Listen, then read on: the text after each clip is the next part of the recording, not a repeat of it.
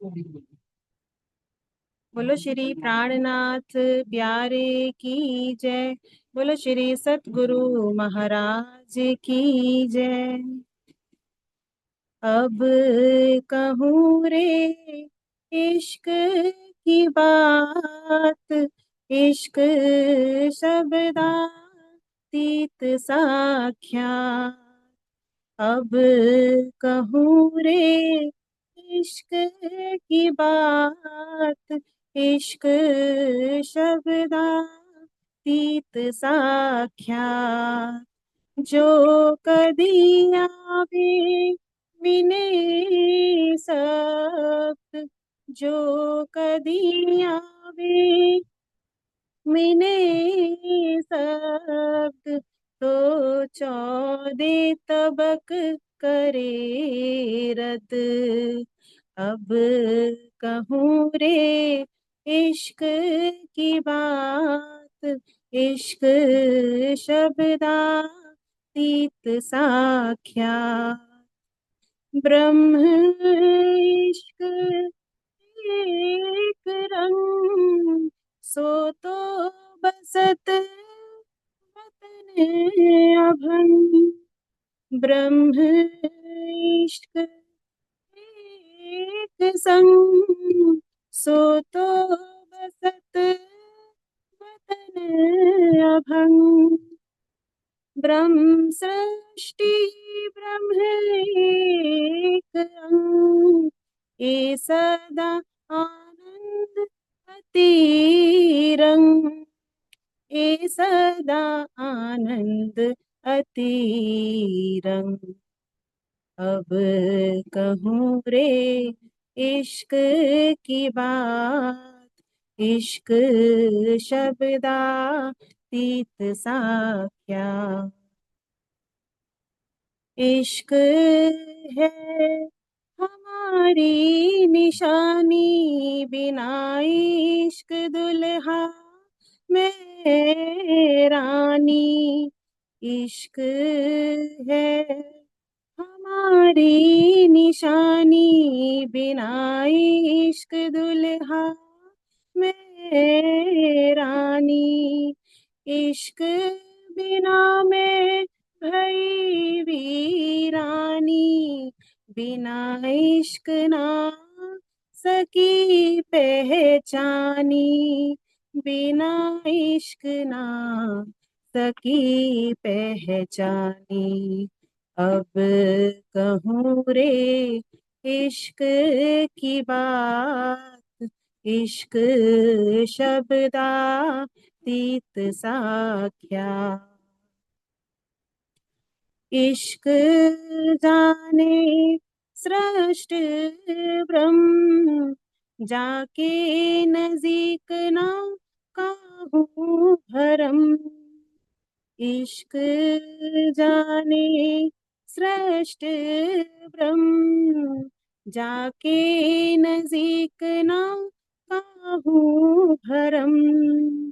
जब इश्क रहया भराए, तब धाम हृदय चढ़ आए, तब धाम हृदय चढ़ आए।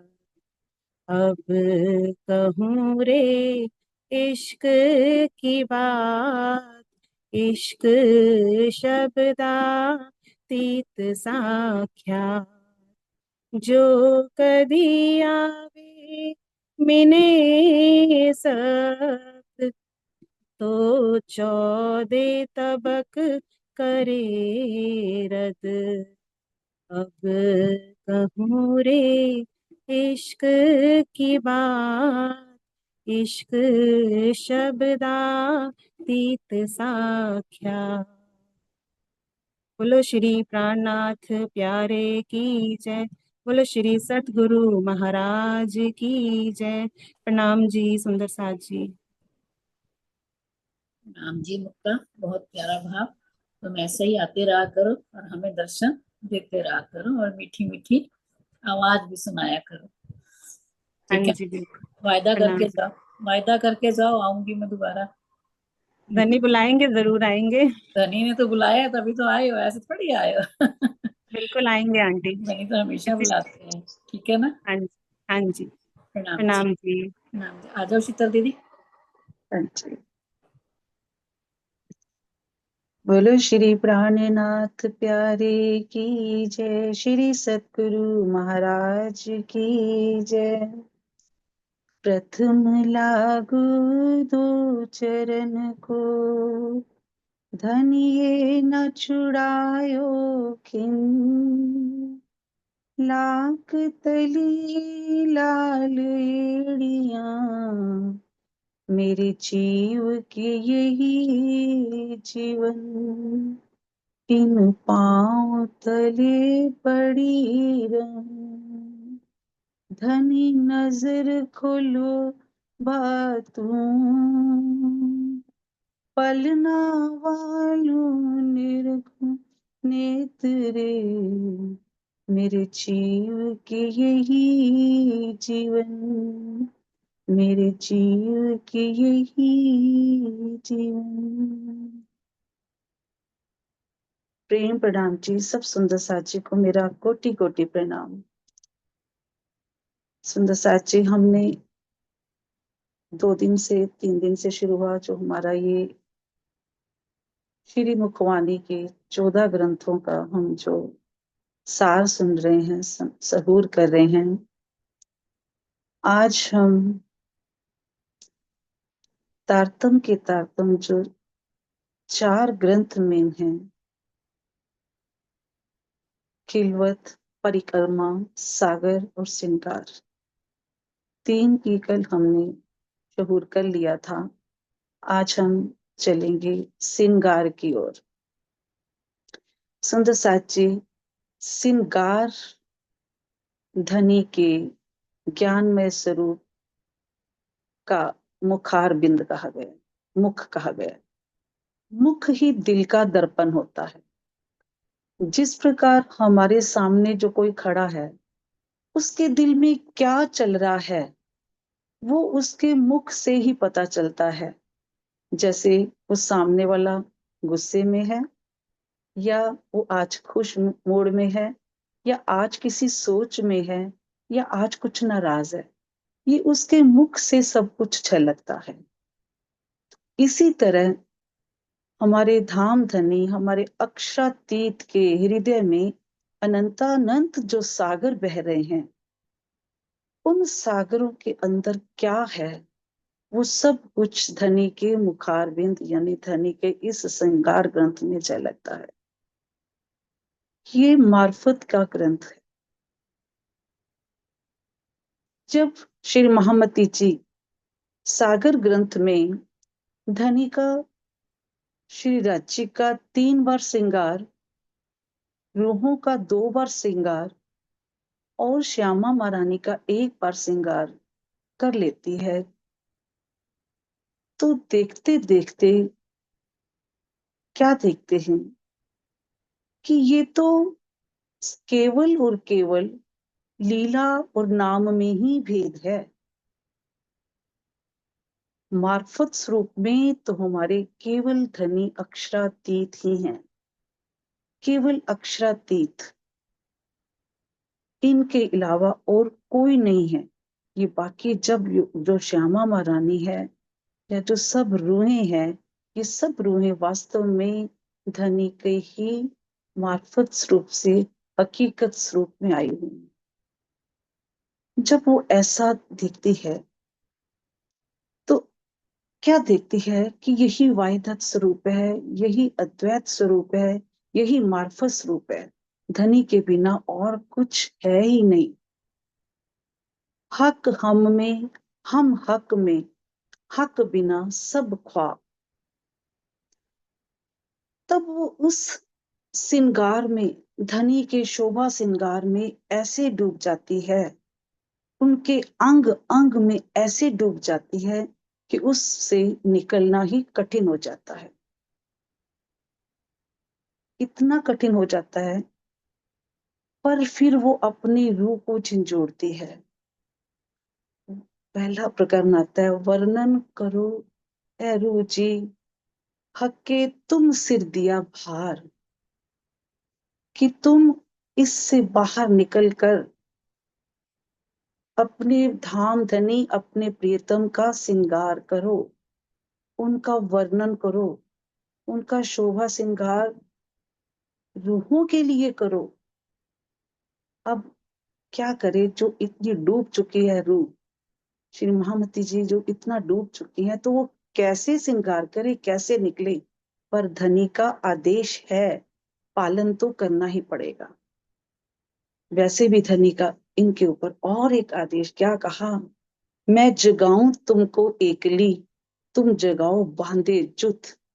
तो वो फिर कैसे वर्णन न करती, वर्णन तो करना पड़ेगा, नहीं तो कौन रुक जाएगा कि मैं अपने प्रियतमा का अंग अंग किसी दूसरी रूह को दिखाऊं। पर धनी कहते हैं नहीं, तेरे और उनमें कोई अंतर नहीं है, ये ब्रह्म सृष्टियां तुमसे अलग नहीं है, ये तेरे ही अंग रूपा है। जब तू वर्णन करेगी, जो सुख जो आनंद उनको मिलेगा, उनसे कहीं ज्यादा आनंद तुझे मिलेगा। तब श्री महामती जी ने इस श्रृंगार ग्रंथ का विस्तार करना शुरू किया।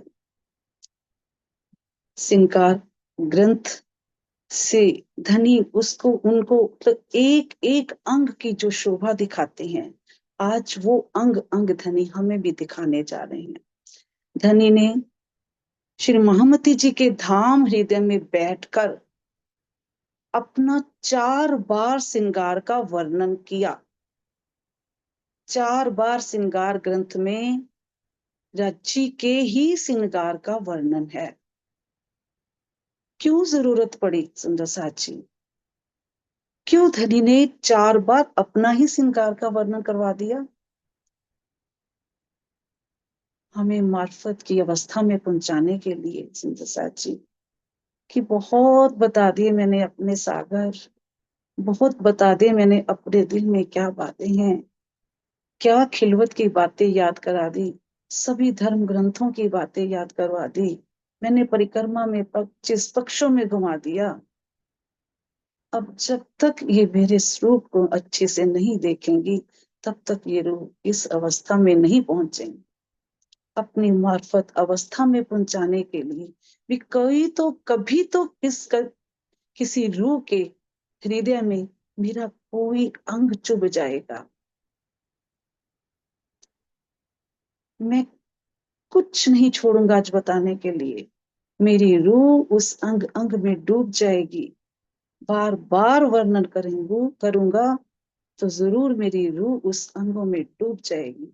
तो इस तरह श्री महामती जी के हृदय से धनी के एक एक अंग का वर्णन निकलता है।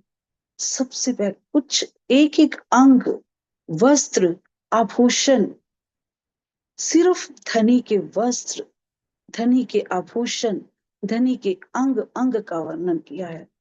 सबसे पहले श्री महामती जी अक्षरातीत धाम धनी के चरणों पर पहुंचती है, चरणों में प्रणाम करती हुई क्या देखती है, मेरे धनी के इतने सुंदर चरण, इतने कोमल, लालिमा से परिपूर्ण, इतना नूर, माधुर्य, गौर वर्ण, तली की बारीक रेखाएं, पुंज के पुंज उस रेखाओं से निकल रहे, नाखून का नूर पूरे आसमान में फैल रहा, टखने, धनी के चरणों में आए आभूषण, कांभी, कंडला, झांझरी, घुंघरी, कांभी, कड़ला, रंगों नंगों से ओत प्रोत, हीरे जवाहरातों से ओत प्रोत, एक रंग में कई कई रंग एक चरण को देखती देखती पूर्ण स्वरूप श्री महामती जी के धाम हृदय में आ जाता है। तो उनका दीदार करते करते धनी के मुखार बिंद पर पहुंच जाती है।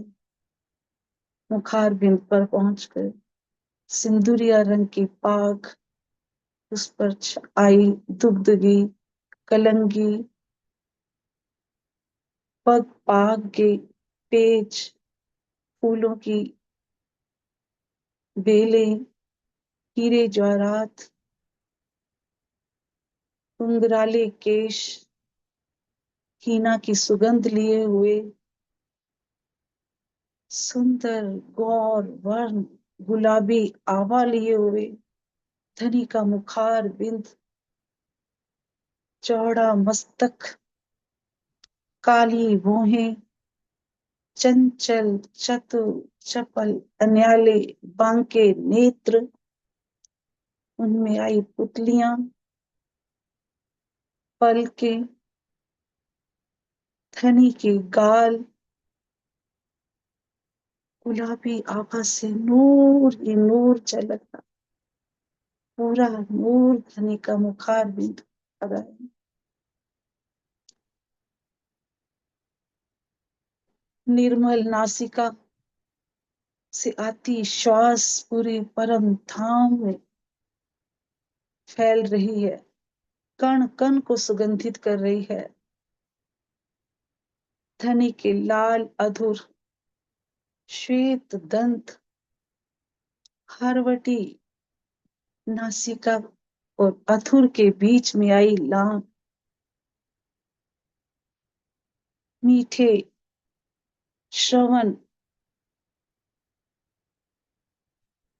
नाक में आई बेसुर लाल मोती, मस्तक पे आया तिलक, तिलक में आई बिंदा,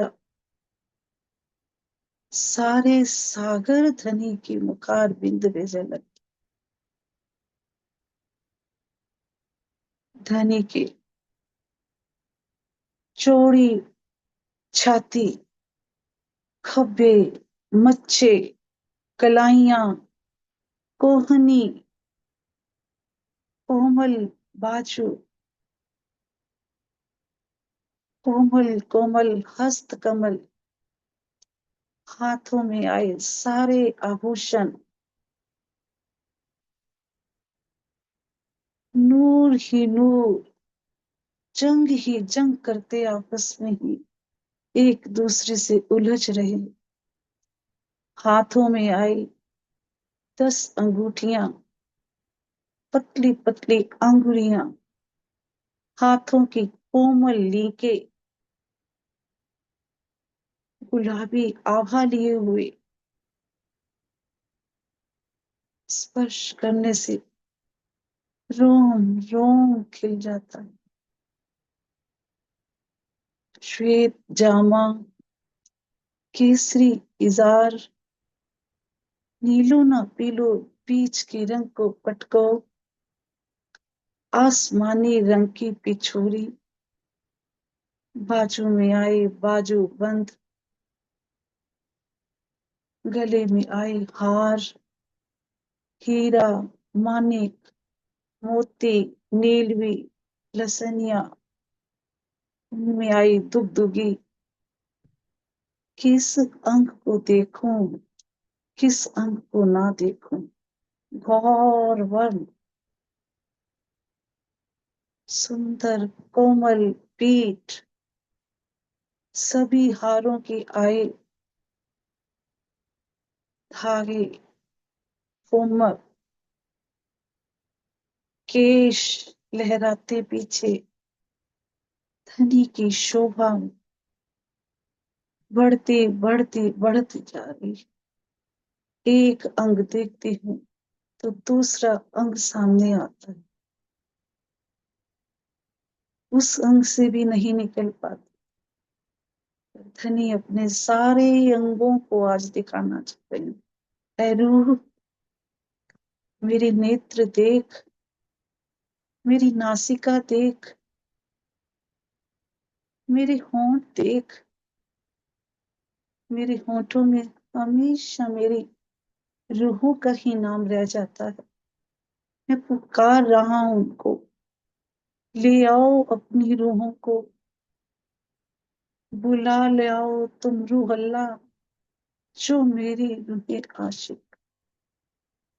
ले आओ तुम उन रूहों को, मेरा अंग अंग उनको दिखाओ, अंग अंग इश्क से भरपूर, अंग अंग उस प्रेम से भरपूर हिलोरे ले रहा है, उस प्रेम को देने के लिए व्याकुल हो रहा है।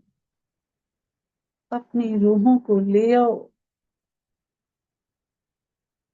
वर्णन करते करते श्री महामती जी विरह करने लग जाती है। क्या कहती है? क्यों वर्णो हक सूरत, अब लोग कहूं न कि एक झूठी देर क्यों रहे, जो देख हक सूरत। ये धनी की सूरत को देखकर मेरा ये शरीर, मेरा ये तन कैसे जीवित हो रहा है, कैसे जिंदा बच रहा है। श्री महामती लिखते हैं कि जिस प्रकार बारूद आग के स्पर्श से एक क्षण में विस्फोट कर देता है, तो मैं तो धनी के अंग अंग को निहार रही हूँ, उनकी चौड़ी छाती पे सिर रखकर कह रही हूँ कि मैं इस तन को कैसे रख रही हूँ, मैं क्यों जिंदा हूँ, मैं क्यों इस संसार में रह रही हूँ। सुंदर सास जी, इंद्रावती सखी तो सब कुछ देख कर ये वर्णन कर रही है। वो इतना विरह कर रही है कि कैसे वो जिंदा रह रही है। तो हम सुंदर साथ हमें धनी कब दिखाएंगे? इसी आशा के साथ ही हम आज चितवन में बैठे उस धनी के अंग अंग को निहारें। धनी ने कुछ नहीं छोड़ा, कुछ नहीं छोड़ा बताने के लिए। कब तक हम सुनते रहेंगे? कब तक हम इस झूठी देह से उठेंगे नहीं? उसके बाद श्री महामती जी फिर हमें झिंझोड़ती हुई कहती है, इन विध साथ जी जागिए बताए देहु रे जीवन, शाम श्यामाची साथ जी जित बैठे चौक वतन, सुरता एक ही राखिए मोल मिलावे माही, शाम श्यामा जी हमें तो तले भौम बैठे हैं जाए। हमें बार बार पुकार कर, बार बार एक ही पुकार कि अपनी आत्म को जागृत कर लीजिए। एक एक अंग का वर्णन करने के बाद फिर हमें सचेत कर रही है, बता रही है क्या है ब्रह्म सृष्टि और जीव सृष्टि में अंतर। उस अंतर को पढ़िए, अपनी आत्म को पहचानिए कि वो ब्रह्म सृष्टि है या नहीं। पहचानो उस आत्म को। उस उसके बाद प्रकरण आता है, मोमिनों की शरीयत क्या है, तरीकत क्या है, हकीकत क्या है और मार्फत क्या है। शरीयत बताया गया है कि जब रूह अपने प्रीतम को पाने का लक्ष्य बना लेती है, जब वो 14 लोकों से पार, निराकार से पार, योग माया के ब्रह्मांड से भी परे परम धाम में जाने का लक्ष्य बना लेती है, तो वो उसकी है शरीयत। तरीकत क्या है? जब उसके अंदर ये लालसा बन जाती है कि अब मैंने अपने प्रीतम को, अपने युगल स्वरूप को देखना है, तो चितुनी करने में लग जाती है, उसको देखने का प्रयास करने लग जाती है, तो वो है तरीकत। हकीकत क्या बताती है श्री महामती जी? कि जब रूह के रोम रोम में धनी का शोभा श्रृंगार बस जाता है, तो वो है हकीकत। मार्फत तो जब वो एक रूप ही हो जाता है, जब उसे सिर्फ और सिर्फ धनी ही नजर आते हैं। जैसे श्रृंगार ग्रंथ में श्री इंद्रावती सखी को ये पता चला कि वहां पर तो कुछ और है ही नहीं, केवल और केवल अक्षरातीत ही है। तो जब एक रूप हो जाती है, धनी में डूब जाती है, तो वो है मार्फत। तो इस तरह सुंदर साथ जी, जब इतनी अवस्थाएं, इतनी परिस्थितियां, इतने हालात हमारे सामने आ जाते हैं, हमें बार बार धनी, हमें बार बार श्री महामती जी जिन जोड़ती हैं। तो एक प्रकरण बाद में जो लास्ट में है, धनी क्या कहते हैं, अपने प्रेम को व्यक्त करते हुए अपना प्रेम प्रकट करते हैं कि रूहो मेरे तुम्हारा आशिक, मैं सदा सुख तुम्हें चाहूं, कि मैं तो हमेशा तेरा सुख चाहता हूँ, मैं तुम्हें खुश देखना चाहता हूँ, मैं तुम्हारा आशिक हूँ, प्रेम तुझे मैं दूंगा, इश्क तुझे मैं दूंगा, बस तुमने क्या करना है, मोमिनों की बंदगी में निरंतर चलते चलो। तो ये हमारे श्रृंगार ग्रंथ का संदेश है, सिखापन है कि कैसे हमने धनी के अंग अंग में डूबकर धनी के शोभा श्रृंगार को अपने रूह के हृदय में बसाना है। धनी ने हमें संदेश दे दिया कि वो प्रेम, वो इश्क मैं दूंगा, बस अपने मोमिनों की चाल चलते जाना है। ऐसा कहते कहते अगला ग्रंथ हमारा आता है सिंधी ग्रंथ। अब सिंधी ग्रंथ क्या है सुंदर साथ जी,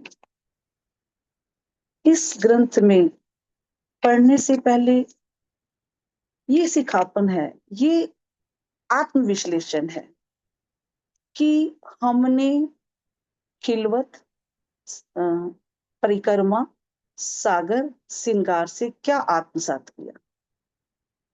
सिंधी ग्रंथ पढ़ने से पहले धनी हमसे पूछ रही हैं कि आपने क्या आत्मसात किया, क्या हमने समझा, क्या हमने अपने दिल में बिठाया कि सिंधी में क्या है क्या नहीं। सिंधी ग्रंथ को पढ़ने से पहले जो वो लेना है ना, अगर वो नहीं लिया ना, इन चार किताबों से अगर हमने वो नहीं लिया ना, तो हम उस सिंधी ग्रंथ को पढ़ने के अधिकारी भी नहीं है। क्योंकि ये वो ग्रंथ है जब मार्फत की अवस्था में पहुंच जाती है श्री इंद्रावती सखी, अपनी रूहों के लिए कैसे वो वकालत करती है, कैसे वो जागृत करती है सबको, कैसे वो धनी के आगे प्रार्थना करती है, कैसे वो फरियाद करती है,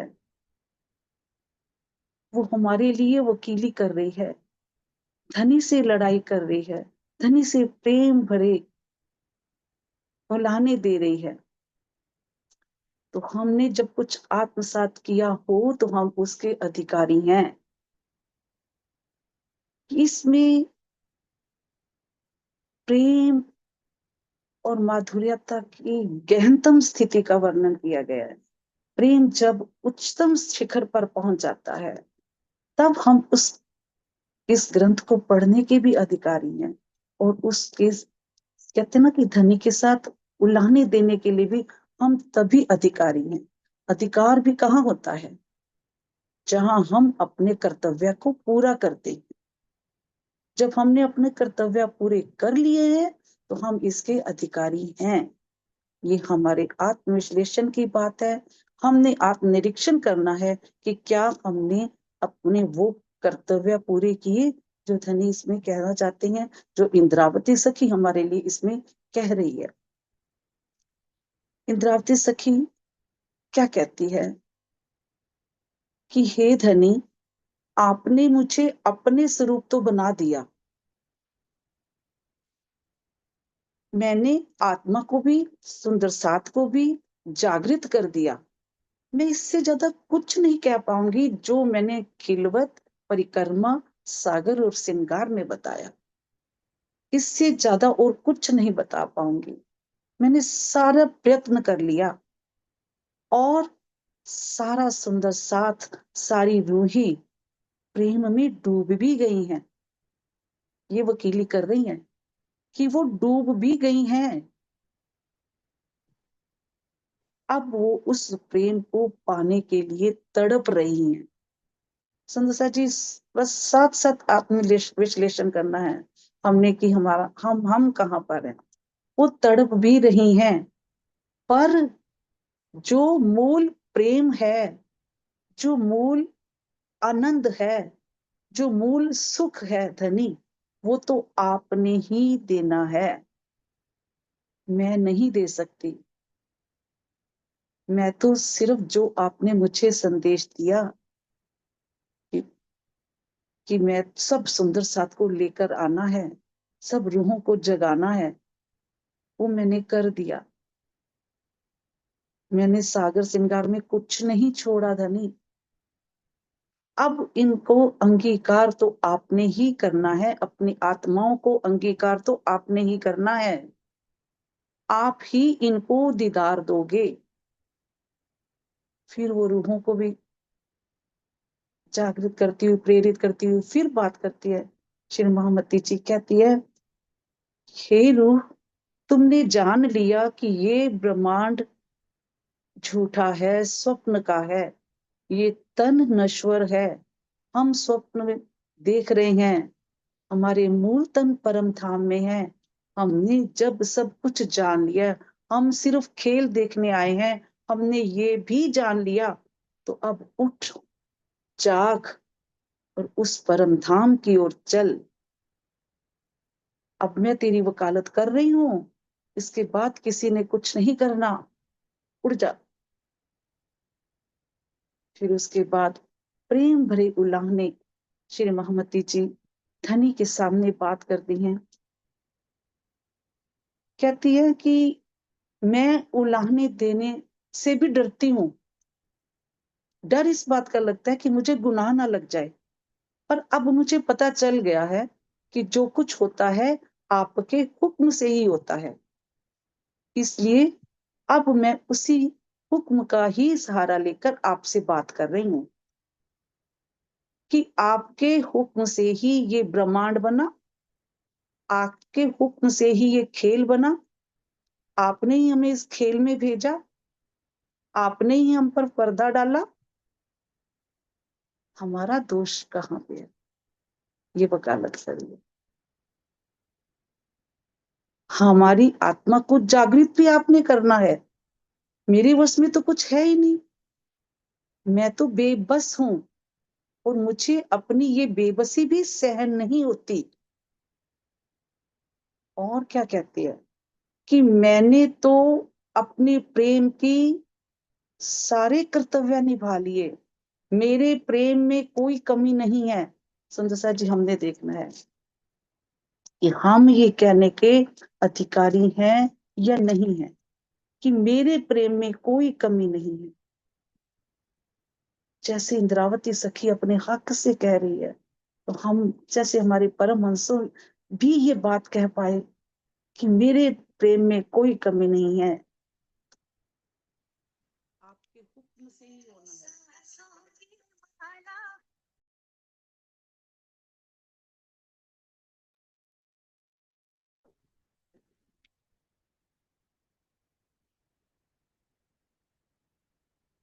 सॉरी सुंदर जी, इसमें फोन आ गया था कोई। कि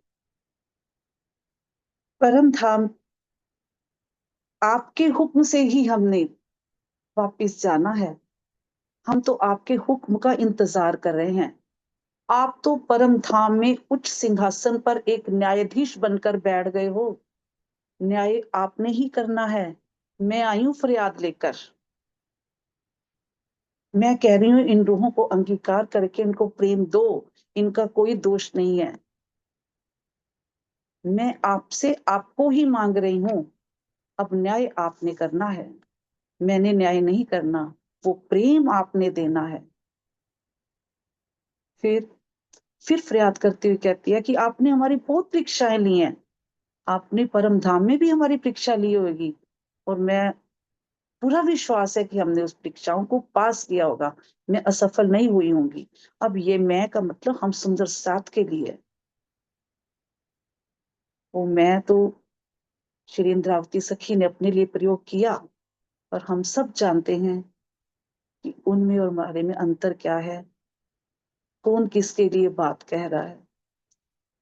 ब्रिज में भी हमने उस परीक्षा को पास किया, आपने बांसुरी बजाई, हम एक पल के लिए एक की नहीं सोचा, और उसी पल हम अपने तनों को छोड़कर योग माया के ब्रह्मांड में पहुंच गए। रास में भी आपने परीक्षा ली, आपने उथले वचन कहे हमें, पर हम वापिस अपने पतियों के घर नहीं गए, इस तन के पतियों के घर में नहीं गए। आपने हमारी परीक्षाएं ली हैं, और आपको ये पता है कि हम निद्रा में यहाँ पर बेसुध पड़ी हैं। आप जागृत हो। जो बेसुध होता है, जो नींद में होता है, उसका कोई दोष नहीं होता। कितना हक जता रही है देखो। जो नींद में होता है उसका दोष नहीं, आप जागृत हो। अब आपने, आपका ये दोष लगेगा कि आपने हम सबको नहीं जगाया, क्योंकि मैंने तो प्रेम में कोई कमी नहीं छोड़ी, ये तब अधिकार जताया उन्होंने। आपने कह दिया, रूहो मेरे तुम्हारा आशिक। सिंगार में आपने कहा हमें कि रूहो मेरे तुम्हारा आशिक, और जो आशिक होता है वो अपनी माशूका की एक आह भी नहीं सुन सकता। तो आप कैसे सुन रहे हैं? क्यों हमें जागृत नहीं कर रहे? क्यों हमें प्रेम नहीं दे रहे? क्यों हमें उसमें लबालब नहीं कर रहे? क्यों हमें इस ब्रह्मांड में डाला हुआ है? क्यों हमारी बेबसी पे आप खुश हो रहे हो? मुझे जवाब चाहिए। जवाब वही मांगा जाता है जहां कुछ करके दिखाया जाता। अगर मान लिया हमसे कोई अपराध हो गया है, तो क्षमा करना भी तो आपका ही काम है। हमारी अपराध सुन, फरियाद सुन लो। मैं फिर वकालत करती हूँ धनी, मैं इनकी वकील हूँ। मैं अब छोड़ूंगी नहीं, मैं अपनी रूहों को ऐसे नहीं प्यासी रहने दूंगी। हे धनी, इन रूहों को खेल में अब तड़पाना बंद करो। इन्हें अपना इश्क दो, इन्हें अपना दीदार दो, इन्हें परम धाम के वो सब सुखों को दो जिनकी ये अधिकारी हैं। आपने कह दिया, इंद्रावती के मैं अंगे संगे, इंद्रावती मेरो अंग, जो अंग सौंपे इंद्रावती को, तामे प्रेमे रे माड़ो। आपने बोल दिया कि इंद्रावती को जो अपना अंग सौंप देगा, जो उनके चरणों में समर्पित कर देगा, मैं उसको प्रेम की वो सागरों में लेकर जाऊंगा, मैं उसको प्रेम में वो झील ना करवाऊंगा, मैं उसको प्रेम दूंगा। अब ये सब तो मेरे पर आस लगाकर बैठ गई हैं। पर धनी, ये इनकी आस तो आपने पूरी करनी है। मैं इनकी इस आशा को पूर्ण नहीं कर पाती, मैं इनको वो प्रेम नहीं दे पाऊंगी, मैं वो अखंड सुख नहीं दे पाऊंगी, मैं वो अखंड धन नहीं दे पाऊंगी जो आप दे पाओ, क्योंकि मूल में तो आप ही हो। ये सब सुंदर साथ मेरे ऊपर ही मेरी आस लगाकर बैठा है। बताओ मैं करूं तो क्या करूं, जाऊं तो कहाँ जाऊं? ना मैं इनको छोड़ के आ पा रही, ना मैं अकेली इनके साथ रह पा रही। अब आप ही पुकार सुनो। आपने जो मेरे ऊपर इतना बड़ा उत्तरदायित्व डाला, वो मैंने पूर्ण कर दिया है। मेरी रूह ने भी चलना शुरू कर दिया है। वो कब से चल रही है, अब वो तड़प रही है, अब उसकी प्यास को आपने ही बुझाना है। मैं तो एक माध्यम बनकर यहाँ बैठी हूँ, अब मुझे हटाइए, आप इनके सामने आइए, इस माध्यम को हटाओ। मूल अनंत, मूल प्रेम, सब कुछ अब आप ही दो। इस तरह सिंधी ग्रंथ में भी धनी श्री इंद्रावती सखी धनी के साथ अपनी वकीली करते करते, फरियाद करते करते बार बार एक ही बात कहती है कि धनी अब इनको दीदार दो, इनको दीदार दो। अब उसके बाद सुंदर साथ जी, हमारा अगला ग्रंथ आता है मार्फत सागर। मार्फत सागर में अधिकतर, मार्फत सागर है क्या? जब पूर्ण पहचान अक्षातीत की हो जाती है, जब पूर्ण पहचान हो गई, तब उसके बाद धनी फिर दुनिया वालों को भी पूर्ण पहचान करवाना चाहते हैं। अक्षातीत एक ही है, इसमें सारे कुरान की फिर बातें वो आती हैं। इसमें मोहम्मद साहब के ज्ञान की उन गुत्थियों को सुलझाया गया है जो कभी सुलझी नहीं थी। मोहम्मद साहब के वचनों का प्रमाण देकर धनी ने अपने आने का समय, अपने आने का कारण, ब्रह्मात्माओं की महानता को प्रकट किया, बताया कि मैं अब इस मार्फत की पहचान देने आ गया हूं। जब कुरान के उन भेदों को खोला कि शब्बे मेराज की रात्रि में जब मोहम्मद साहब को वो दीदार हुए, तो उस दीदार में वो दीदार कहाँ हुए, कब, कैसे 90,000 हुर्फ दिए, 90,000 हर्फों में 30,000 उन्होंने जाहिर किए, 30,000 उन्होंने सांकेतिक रूप में रखे, और 30,000 कहा खुदा ताला स्वयं आएंगे। अब मैं स्वयं आ गया हूं,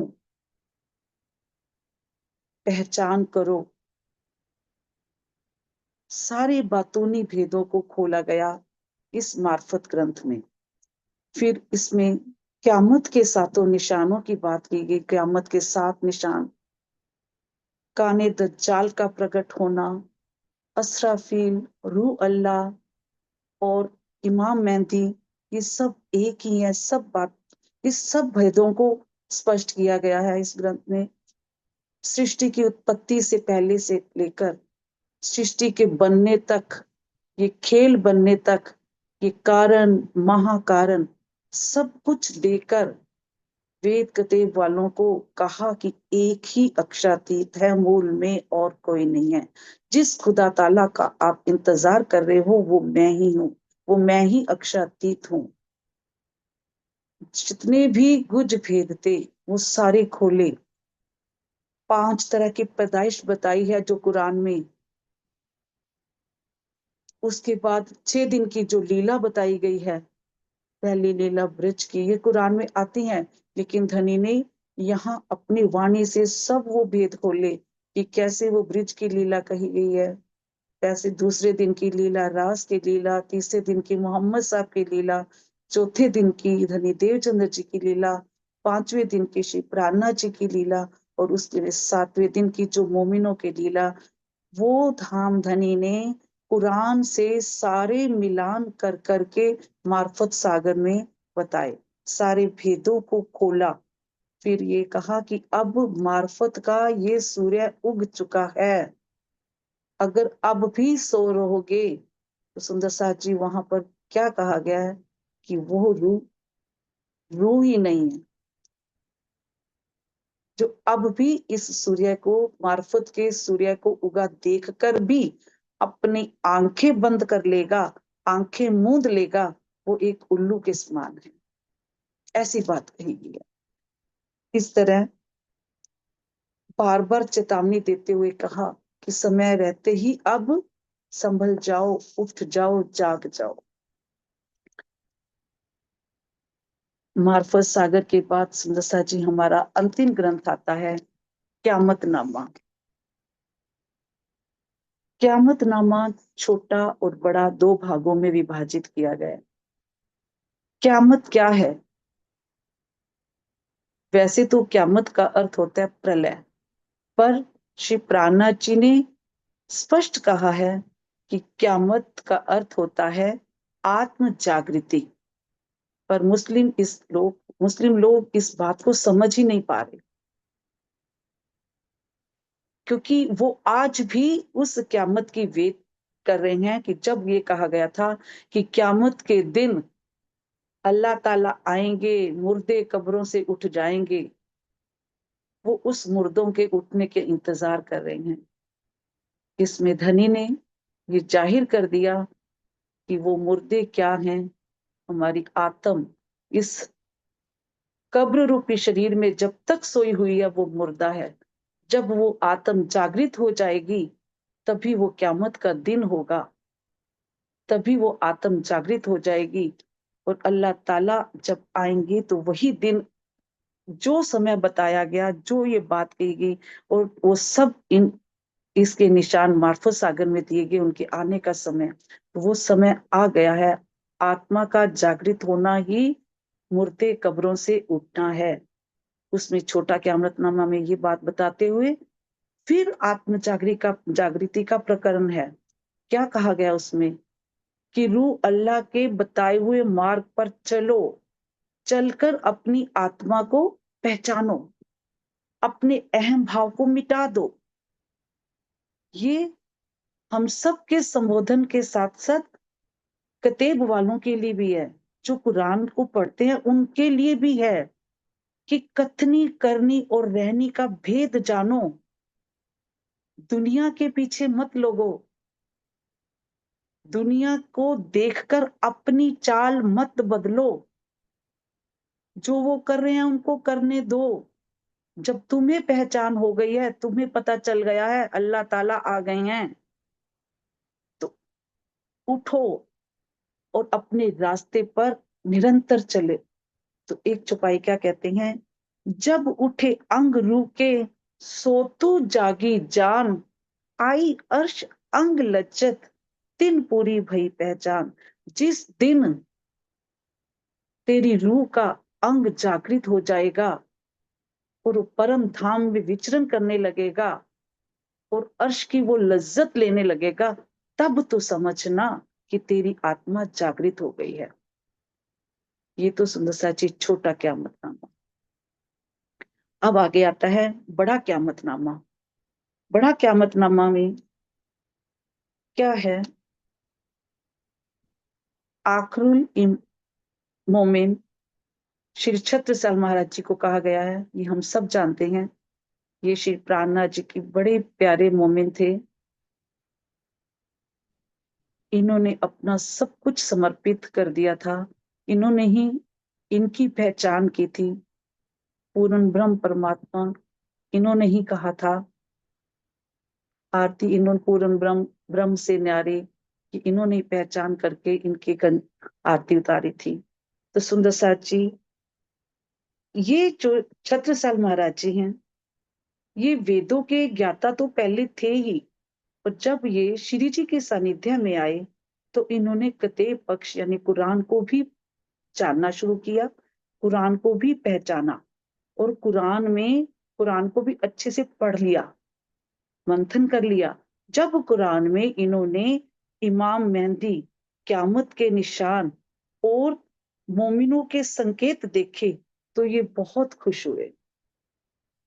तब इन्होंने पूर्ण ब्रह्म से न्यारे का ये करा था। तो 1 वर्ष श्री जी को चित्रकूट में रहना पड़ा और वहां जाकर क़यामतनामा संपूर्ण हुआ। चित्रकूट में ये क़यामतनामा लिखा गया था और वहां बैठे श्री जी ने अपने इस मोमिन के नाम पर यानी छत्रसाल महाराज जी को ही ये क़यामतनामा ग्रंथ इनकी मोहर लगा दी। क्यों लगा दी? क्योंकि ये धर्म के लिए पूरी तरह समर्पित थी, निष्ठा थी, प्रेम था, पहचान थी। तो ये ग्रंथ बड़ा क़यामतनामा पर शिव जी ने छत्रसाल महाराज जी के नाम की मोहर लगा दी। 24 वर्ष तक श्री जी के अंतर ध्यान की लीला के 24 वर्ष तक ये इन्होंने जागने का कार्य किया। और ये सब यही संदेश देते हुए छत्रसाल महाराज जी अगर आगे बढ़ते रहे, जहां वो सुंदर साध को कहते कि जहां भी कोई ब्रह्म सृष्टि मिले उन्हें ये संदेश सुना देना कि उठो जागो, क्यामत का समय आ गया है, अब कोई संशय बाकी नहीं रह गया। हिंदू मुस्लिम सभी धर्म ग्रंथों का संकेत, सभी धर्म ग्रंथों में एक ही व्यक्ति, एक ही समय की जो बात की गई है ना, वो इन्हीं पर घटित होती है। सबको जगाओ, सबको ये बात मुस्लिम में जाकर मुसलमानों को कहो। ये कहते हैं, हे मुस्लिम भाइयों, जिन्हें तुम काफिर कहते हो ना, काफिर, उन लोगों में ही इमाम मेहदी प्रकट हुए हैं। तो परमात्मा के लिए सब एक समान है। मुस्लिम हिंदुओं को काफिर कहते हैं ना, तो इसलिए ये बात उन्होंने स्पेशली ये तो बड़े जोर से कही कि जिनको तुम काफिर कहते हो ना, उन्हीं में ही इमाम मेहदी प्रकट हुए हैं। और सारी शफकत बरकत हिंदुओं में आ गई है, सारा नूर इधर ही बरस रहा है। फिर उन्होंने वही कुरान के फिर इस क़यामतनामा भेद में खोले गए, क्या क़यामतनामा में कुरान के फिर सारे भेद खोले गए कि अल्लाह ताला आएंगे, इमाम मेहदी आएंगे, 2 जामों में लीला करेंगे। 2 जामे वो क्लियर किए, स्पष्ट किए धनी देवचंद्र जी और श्री प्राणनाथ जी के 2 जामे। और ये भी कहा था मोहम्मद साहब ने कि जब खुदा आएंगे तो जबराइल और असराफील फरिश्ते आएंगे, जो फरिश्ते कुरान के हैं। लेकिन धनी ने इधर हमें बताया कि अक्षर ब्रह्म के भी वही फरिश्ते जबराइल और असराफील हैं। ये भी बताया कि मैं भी साथ आऊंगा। तो उनके अंदर कौन थी? अक्षर ब्रह्म की आत्म थी, तो वो भी साथ में इसी तरह पांचों शक्तियों के साथ धनी स्वयं विराजमान हो गए हैं। वो अल्लाह ताला विराजमान हो गए हैं, जिनका आप इंतजार कर रहे हो मुस्लिम लोगों, वो आज आ गए हैं। बार बार पुकार करके यही बात कहा गया। कुरान के सारे भेद इधर मिलान कर करके तो ये भेद खोलकर सब बताया। उस एक अक्षरातीत की पहचान कराई मार्फत सागर ने। और फिर क्या मतनामा, फिर क्या कहा, लास्ट के जो प्रकरण आते हैं, हम जब हमारे पाठों की समाप्ति होती है तब हम जो लास्ट वाला प्रकरण पढ़ते हैं, नौमी आगे अरफा ईद कही, यानी नौमी के बाद जो 10वीं सदी होगी उसमें प्रातःकाल होगी। प्रातःकाल क्या मतलब? धनी देवचंद्र जी की लीला प्रारंभ हुई 10वीं सदी में। ये उन्होंने हिजरी के सन के हिसाब से, हमारे यहाँ पर सदी के हिसाब से, श्री विक्रम संवत के हिसाब से बताए गए सारे सनों, सारे सालों का वो मिलान करके ये बताया कि कुरान में लिखा हुआ है 10वीं सदी में प्रातःकाल होगी, तब धनी देवचंद्र जी की लीला प्रारंभ हुई। 11वीं सदी में दिन होगा, तब श्री प्राणनाथ जी की लीला प्रारंभ हो गई। 11वीं सदी में श्री प्राणनाथ जी की लीला प्रारंभ हो गई। फिर 12वीं सदी में सूर्य अपने शिखर पर होगा, तो उस लीला का विस्तार करते करते तारतम के तारतम सागर की जो सारे ग्रंथों का अवतरण हुआ, वो सूर्य का प्रकाश कहा गया। फिर 13वीं सदी में संध्या होगी। अब 13वीं सदी में संध्या क्या कहा गया कि 13वीं सदी में संध्या होने के बाद मुक्ति के दरवाजे सब खुले रहेंगे। 13वीं सदी तक मुक्ति के सब दरवाजे खुले रहेंगे। और जब रात होगी तो दरवाजा बंद कर दिया जाएगा। इसलिए 13वीं सदी के जब तक दरवाजे खुले हैं, अगर तुम आना चाहते हो, प्रायश्चित करना चाहते हो, प्रायश्चित करके भी अगर आ जाओगे तो आपको वही मुक्ति मिल जाएगी। 8 भिश्तों में आपको भी अखंड कर दिया जाएगा। नहीं तो दरवाजे बंद कर जाएंगे, मतलब दोजख की आग में जलना ही पड़ेगा। लास्ट वाली चौपाई आती है कि जब असराफील एक एक सूर फूंकेंगे तो संसार में अज्ञानता का अंधकार मिट जाएगा। एक सुर फूंकने पर, क्योंकि जो पहले आ गए उसके बाद पूरे ब्रह्मांड को तो अखंड करना ही है ना धनी ने, क्योंकि किसी भी जीव को यहाँ छोड़कर नहीं जाए, क्योंकि ये वाणी किसके लिए? पूरे ब्रह्मांड को अखंड करने आई है, सुख शीतल करु संसार करने आई है।